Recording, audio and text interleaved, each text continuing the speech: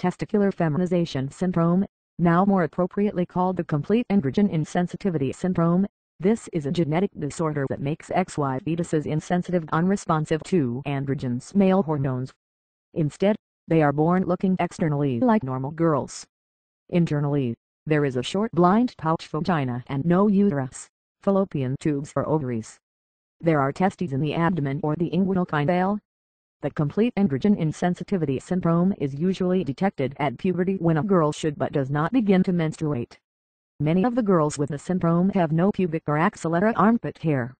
They have luxuriant scalp hair without temporal male pattern balding. They are sterile and cannot bear children. They are at high risk for osteoporosis and so should take estrogen replacement therapy. The gene for the syndrome is on the X chromosome in band XQ11Q12. The gene codes for the androgen receptor, also called the dihydrotestosterone receptor.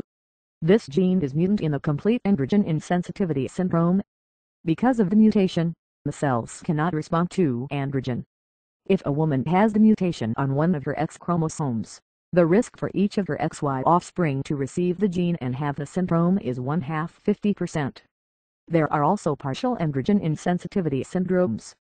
They usually result in micropenis with hypospadias and gynecomastia, male breast development. These conditions, which include a disorder called Riesenstein syndrome, are also due to mutations in the androgen receptor gene. The complete androgen insensitivity syndrome was once referred to as testicular feminization (TFM). The name complete androgen insensitivity syndrome is scientifically accurate and is more satisfactory to patients and their families.